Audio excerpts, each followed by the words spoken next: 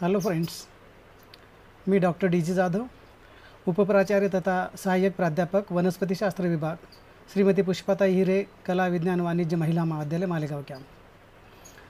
मित्रो, पुणे विद्यापीठ आणि महात्मा गांधी विद्या मंदिर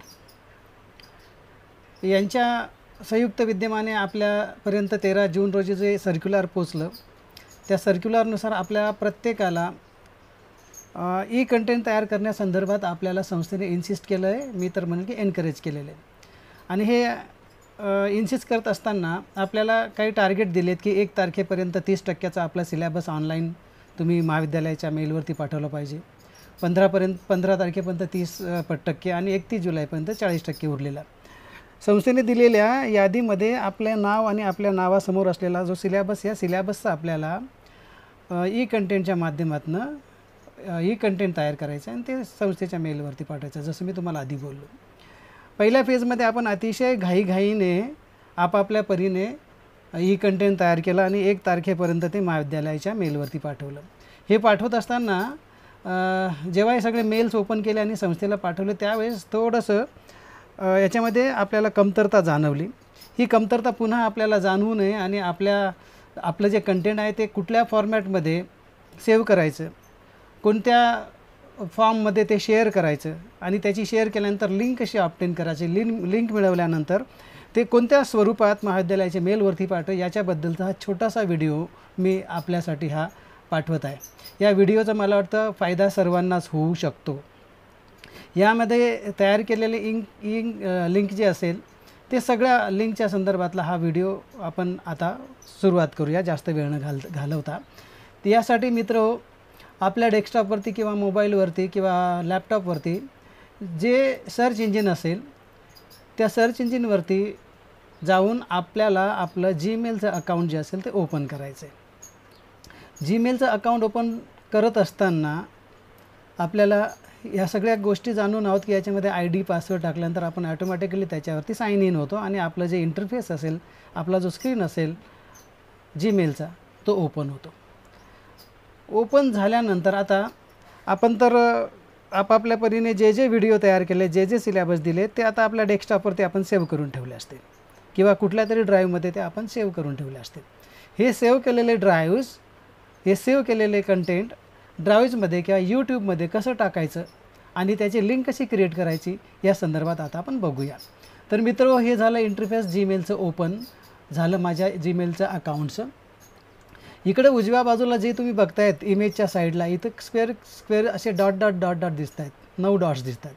हे डॉट्स म्हणजे काय आहेत की गुगल आपल्याला प्रोव्हाइड करत असलेले जे इम्पॉर्टंट ॲप्स आहेत, हे ॲप्सचा मेनू या डॉट्स या बटनांच्या मध्ये आहे. इथं आपल्याला क्लिक करायची आणि क्लिक केल्यानंतर सुरुवातीला आपण बघणार आहोत की गुगल ड्राईव्हमध्ये आपले ई कंटेंट सेव्ह कसं करायचं, शेअर कसं करायचं, त्याची लिंक कशी मिळवायचं, तो पार्ट आपण आधी बघूया.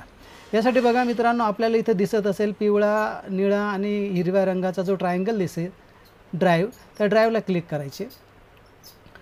ड्राईव्हला क्लिक केल्यानंतर गुगल ड्राईव्हचं इंटरफेस स्क्रीन जी असेल ती ओपन होईल. हे ओपन होत असताना आता हे हळूहळू ओपन होईल, पण इथं तुम्हाला डाव्या बाजूला जे मेनू दिसतो आहे, या मेनूमध्ये प्लस सिम्बॉलचा जे भाग आहे, ज्याच्यामध्ये न्यू म्हणतो आपण, या प्लस सिम्बॉलला आपल्याला क्लिक करायचे. क्लिक केल्यानंतर इथं आपल्याला विचारतं आहे फोल्डर तुम्हाला अपलोड करायचं आहे, फाईल करायची आहे, आणि हे त्याचे व्हेरियस कंटेंट जे आपल्याला गुगलने प्रोव्हाइड केलेत, हे सगळे आपल्याला Google docs, Google sheet, Google slides, more, हे सगळं दिसते. आपल्याला ज्या फाईल्स अपलोड करायचे त्याच्यासाठी हे फाईल अपलोडचं जे ऑप्शन आहे त्याला क्लिक करायचे. मित्रांनो, क्लिक केल्यानंतर ते आपल्याला विचारतं की तुमचं फोल्डर, तुमचं ई कंटेंट कशामध्ये आहे. मग तुम्ही जर डेस्कटॉपवरती टाकलं असेल तर डेस्कटॉपला क्लिक करा, किंवा तुम्ही जे अदर एखाद्या पार्टिशनमध्ये त्याला सेव्ह केलं असेल त्या पार्टिशन ओपन करून ती फाईल कुठे ती ओपन करायची आपल्याला. मी माझ्या डेस्कटॉपवरती ई कंटेंट नावाचं हे फोल्डर तयार केलं आहे. याला मी डबल क्लिक करून त्याच्या फाईल ज्या असतील त्या ओपन करतो. हे जे कंटेंट आपल्याला दिसते याच्यामध्ये एक छोटासा ॲनिमेटेड व्हिडिओ आहे, ई नोट्स आहेत, आणि तिसरं म्हणजे पॉवर पॉईंट प्रेझेंटेशन आहे जे मी तयार केलेलं मला दिलेल्या टॉपिकशी रिलेटेड. आता हे आपल्याला गुगल ड्राईव्हमध्ये घ्यायचं आहे. याला एकतर तुम्ही सिलेक्ट करा, ओपन म्हणा किंवा दुसऱ्या पद्धतीने याला डबल क्लिक जर आपण केली तर ती फाईल डायरेक्ट अपलोड व्हायला सुरुवात होते गुगल ड्राईव्हमध्ये. डाव्या बाजूला खाली जे तुम्ही बघत आहात, हा जो छोटा इंटरफेस स्क्रीन ओपन झाली, याच्यामध्ये हा व्हिडिओ अपलोड होतो. हे तुम्हाला दिसत असेल सर्कलमध्ये, हा व्हिडिओ अपलोड होण्याची प्रोसेस सुरू आहे. अपलोड करत असताना एक आपल्याला लक्षात ठेवायचं की टॉपिक जर मोठा असेल आणि तो अर्ध्या तासाचा, पाऊण तासाचा, अर्धा 1 तासाचा असेल तर एवढा मोठा व्हिडिओ कधीच बनवू नका. यासाठी काय करा, त्याला 2 पार्ट्समध्ये 15, 16, 18, 20 मिनटाचा एक व्हिडिओ बनायचा आहे. तुमच्या परीने ते डिवाईड करून घ्यायचं. 40 मिनटाचा असेल तर 2-2 मिनटाचे, 20-20 मिनटाचे 2 व्हिडिओज बनवायचे, म्हणजे जेणेकरून अपलोड करायला हा प्रश्न उपस्थित होत नाही. आपल्याकडे जर चांगल्या MBPSचं कनेक्शन असेल इंटरनेटचं तर नो डाऊट तुम्ही 1 तासाचा जरी 1 तासाचा जरी व्हिडिओ तयार केला तरी तो तुम्ही 10-5 मिनटामध्ये अपलोड करू शकता. पण तो बेसिकली आपण सगळेच ज्याला म्हणून आपण KBPSमधले जे आहेत इंटरनेटचा जो स्पीड आहे तो आपल्या मोबाईलवरती किंवा डेस्कटॉपवरती किंवा आपल्या राउटर्सवरती 1 MBPSच्या खाली असलेला जो स्पीड आहे तो सगळं आपल्याला मालेगावच्या एरियामध्ये मिळतो आहे. ज्यांच्याकडे प्रायव्हेट इंटरनेट कनेक्शन्स असतील त्यांना खूप छान स्पीड मिळतो, 5 MBPS, 10 MBPS, 15 MBPS. पण हे लक्षात ठेवा की जेवढी मोठी फाईल तेवढं अपलोड करायला खूप वेळ लागेल. म्हणून सेक्शन्स करायचे आहेत. सेक्शन्स करून थोड्या 10-10, 20-20, 15-15 मिनटाचे आपल्याला काय करायचे आहेत, हे सगळे कंटेंट्स अपलोड करायचे. हे सांगायचा हेतू असा की जेवढा कंटेंट मोठा तेवढं आपल्याला वेळ जास्त लागतो अपलोड करायला. इथं मित्रांनो माझं जवळपास अपलोडिंग 90-95% पर्यंत झालेलं आहे. जेव्हा 100% होईल ना हे अपलोड, त्यावेळेस इथं ग्रीन कलरची टिक येईल. तो जे तर तुम्हाला हे ग्रीन कलरची टिक आली. टिक आल्यानंतर याला क्लोज करायचं. क्लोज केल्यानंतर मित्र आपल्याला असं आठवेल की आता ही कुठे सेव्ह झाली असेल, ही फाईल जी आपण अपलोड केली ती कुठे सेव्ह असेल. पण या अपलोड केलेल्या जेवढ्या फाईल्स असतात त्या आपण डाव्या बाजूला जे बघतोय plus symbol, my drive, share with me आणि रिसेंट नावाचे जे हे बटन आहे, या बटनला आपण क्लिक केलं की आत्तापर्यंत तुम्ही जेवढ्याही अपलोड केलेल्या फाईल्स असतील डे वाईज, या आपल्याला कॅलेंडर वाईज आपल्याला आपल्या ह्या डेस्कटॉपवरती किंवा आपल्या ह्या इंटरफेसमध्ये दिसेल. आत्ताच मी हा जो अपलोड केलेला व्हिडिओ आहे तो आहे ॲनिमेटेड व्हिडिओ. आता पुढची प्रोसेस बघा मित्र, एकदम सोपी प्रोसेस आहे. एक तर या फाईलला तुम्ही सिलेक्ट करायचं आहे. ओके, सिलेक्ट केलं की तुम्हाला टॉपला वरच्या बाजूला हे काही शेअरेबल लिंक आहे किंवा शेअर द व्हिडिओ आहे, ते कसं दिसत असेल त्याचा प्रिव्ह्यू आहे आणि हे तुम्हाला डिलीट करायचं आहे. अनेक इथं ऑप्शन्स दिलेले आहेत, ॲक्शन्स असतील मोर त्या या पद्धतीने. एकतर या पद्धतीने तुम्ही सिलेक्ट करून हे जे प्लसचं सिम्बॉल दिसते याला क्लिक करायचे किंवा या फाईलला, या फोल्डरला सिलेक्ट करायचं, राईट क्लिक करायची आणि राईट क्लिक केल्यानंतर तुम्हाला इथं या सगळ्या आपल्याला ज्या ज्या पद्धतीने ओपन करायच्या त्या सगळ्या दिसतील. सगळे जे फाईल्स आहेत आपल्याला ते दिसतील. इथूनही तुम्ही शेअर करू शकतात, इथूनही लिंक तुम्ही क्रिएट करू शकता. आता सोप्या पद्धतीने मी सिलेक्ट करतो आहे आणि हा प्लसचा जो इथं जे शेअर्ड ॲनिमेटेड व्हिडिओ जो आपण अपलोड केला आहे तो जर त्याला क्लिक केली तर क्लिक केल्यानंतर ते आपल्याला आपल्या मित्रांमध्ये किंवा आपल्या रिलेटेड जो ग्रुप असेल त्याच्यामध्ये शेअर करायला ते आपल्याला सांगतं. म्हणजे share with people and groups इथं आलं बघा. तर इथं काय करायचं आपल्याला, आपला जो दुसरा ईमेल ID असेल किंवा आपल्या मित्राचा किंवा आपल्या ग्रुपमध्ये ज्याचा असेल फॅमिली मेंबर्सचा, त्याचा आपल्याला इथं ईमेल ॲड्रेसेस टाकायचे. याला सिलेक्ट केल्यानंतर दुसऱ्या बाजूला जे दिसतं आहे आपल्याला इथं हे बटन क्लिक केल्यानंतर इथं 3 ऑप्शन्स आहेत, व्ह्यूवर, कमेंटर आणि एडिटर. तर हे बाय डिफॉल्ट जे तुम्हाला व्ह्यूवरवरती असेल त्याच्यावरतीच ठेवायचे.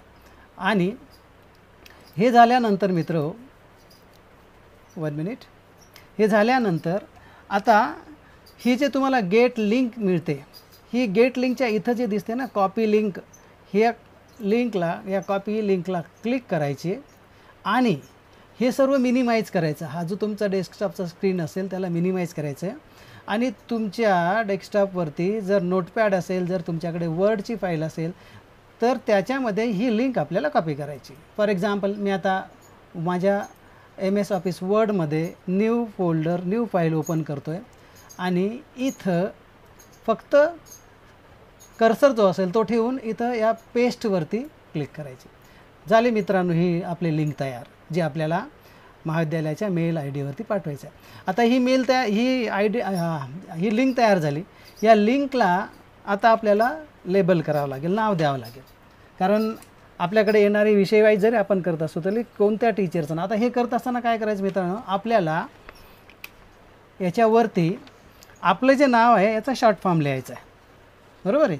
Short form in the sense, आता मी माझा शॉर्ट फॉर्म लिहितो DGJ, शॉर्ट फॉर्म नंतर कुठल्या वर्गाचा टॉपिक तुम्ही हा अपलोड केलेला आहे त्या वर्गाचं नाव टाकायचं. फॉर एक्झाम्पल मी इथं टाकतो आहे FYBSc, ओके, याच्यानंतर कोणता पेपर तुम्ही अपलोड केलेला, कोणत्या पेपरच्या रिलेटेड जो टॉपिक तुम्हाला अलॉट केला आहे त्या पेपरचं नाव टाकायचं. फॉर एक्झाम्पल मी इथं टाकतो आहे FYBSc पेपर फर्स्ट, ओके, आणि अलॉट केलेला जो टॉपिक तुम्हाला दिलेला आहे, ज्याचं तुम्ही अपलोड केलेलं व्हिडिओ असेल किंवा कुठलाही कंटेंट असेल, त्या टॉपिकचं नाव इथं तुम्हाला लिहायचं. फॉर एक्झाम्पल मी इथं लिहितो लायकेन्स, ओके.